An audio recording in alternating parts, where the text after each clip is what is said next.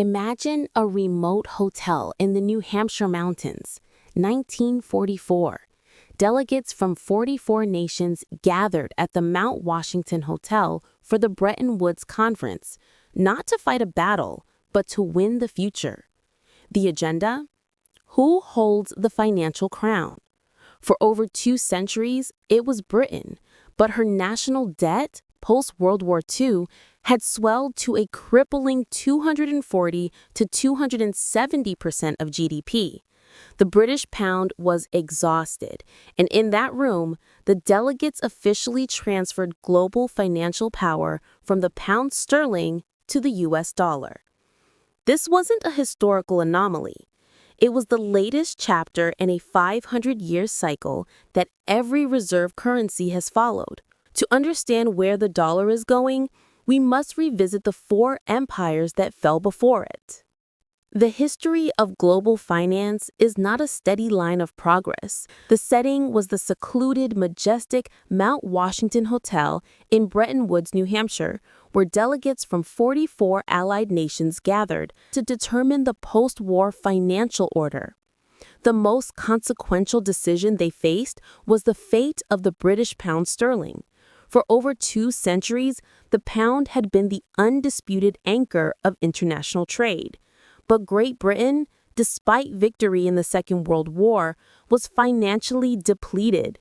By 1945, its national debt had soared to an astonishing 270% of its GDP, primarily financed by massive borrowing, notably through the U.S. Lend-Lease Act, which created post-war debt obligations that Britain would be repaying until 2006. In that quiet mountain resort, the torch of global financial authority was formally transferred from the exhausted British Empire to the ascendant United States dollar.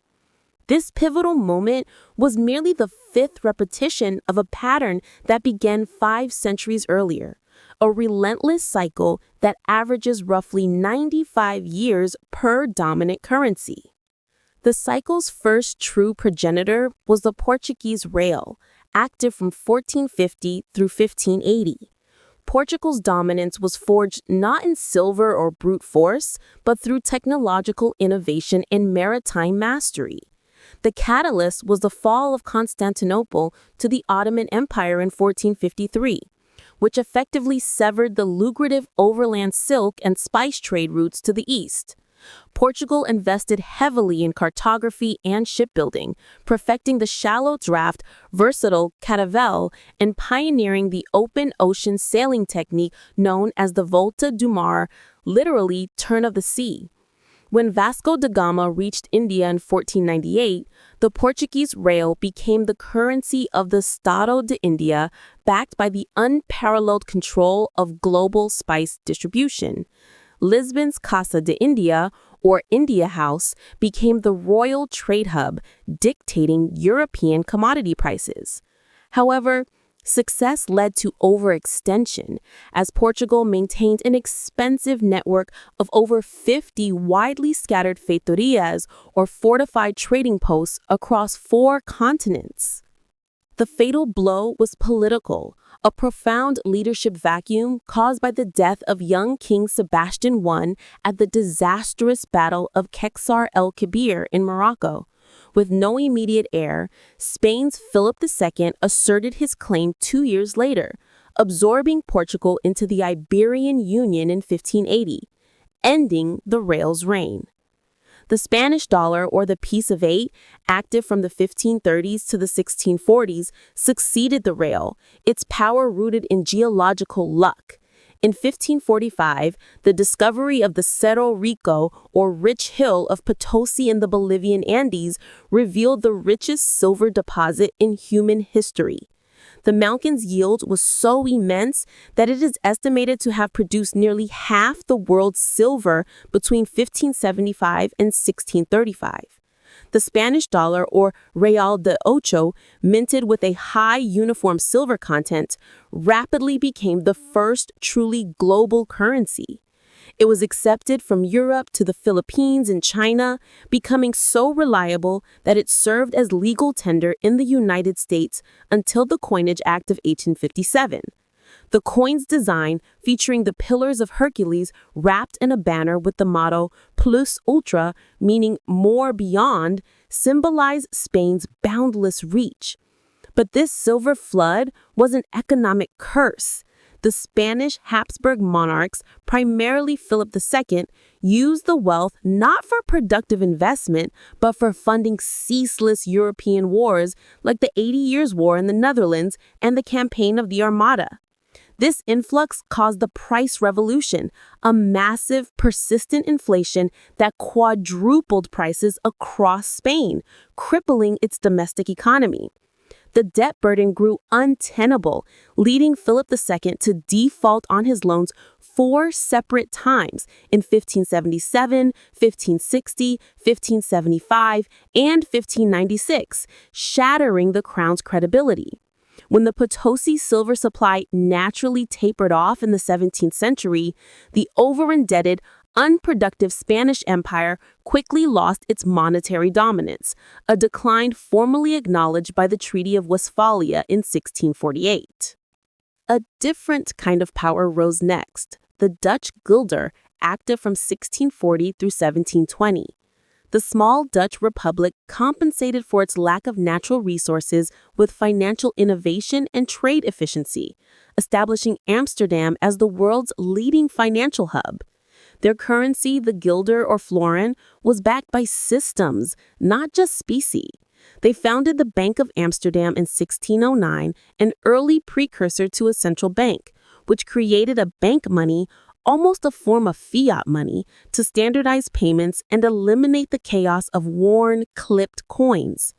Crucially, the Dutch pioneered modern capitalism itself by creating the world's first continuously trading stock exchange and issuing the first publicly traded shares and bonds for the Dutch East India Company, or VOC. The VOC was a global enterprise of unprecedented scale, capable of financing its own wars and maintaining its own armies. The guilder was Europe's de facto reserve currency for almost a century, but the constant need to defend their wealth proved fatal. Overextension manifested as continuous geopolitical conflict, notably the 4 intense Anglo-Dutch wars. The massive cost of the Fourth Anglo-Dutch War, which took place from 1780 through 1784, and the demand for emergency funding for the cash-strapped VOC forced the Bank of Amsterdam to implement destabilizing policies, including a sudden 9% attempted devaluation of its money relative to silver, exposing its lack of fiscal underpinning and causing a swift, sharp loss of global confidence. The British pound sterling, dominant from 1720 through 1944, then inherited the mantle, enjoying the longest run of any modern reserve currency. Britain's rise was powered by the Industrial Revolution and the absolute global dominance of the Royal Navy, which secured every major trade route. The pound's credibility was solidified by the Great Recoinage of 1816, which formally established the gold standard in Britain. This mechanism fixed the price of an ounce of gold at £4.25 and guaranteed convertibility, assuring investors that the pound was the most stable and trustworthy currency on earth. At its zenith, over 60% of world trade was invoiced in sterling, and by 1922, the British Empire controlled nearly a quarter of the world's land and population. This was a true peak dominance. The familiar crack of overextension, however, came in the form of total war. World War I exploded national debt, forcing the UK off the gold standard temporarily. World War II was the fatal blow. The sheer cost of fighting brought debt to GDP to 270%, reserves were exhausted, and the empire, though victorious, was forced to accept a subordinate financial role to the one nation whose industrial base had survived the conflict intact, the United States.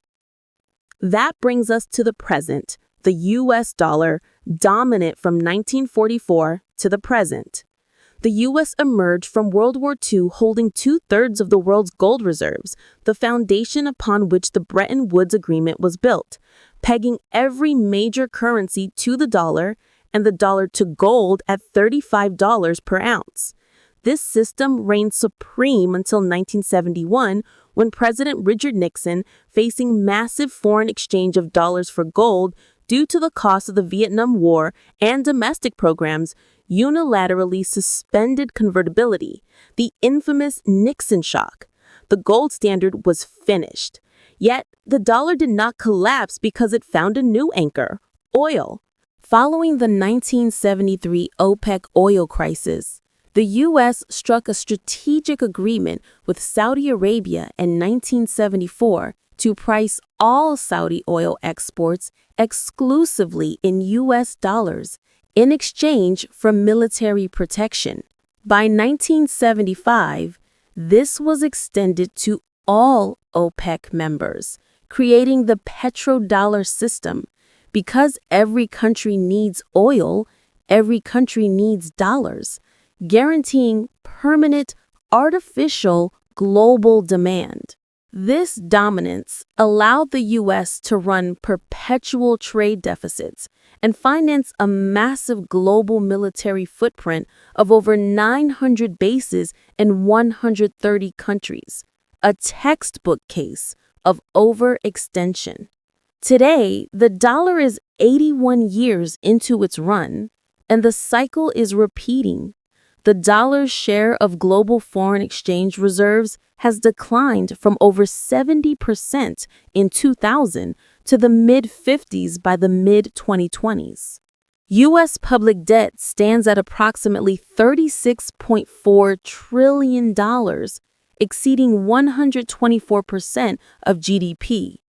Most significantly, de-dollarization is accelerating as geopolitical rivals like the BRICS nations, which have expanded to include Saudi Arabia, Iran, and others, are actively bypassing the dollar through bilateral trade agreements and developing alternative mechanisms, such as the proposed BRICS bridge payment system, specifically to limit the U.S.'s ability to weaponize the dollar through sanctions.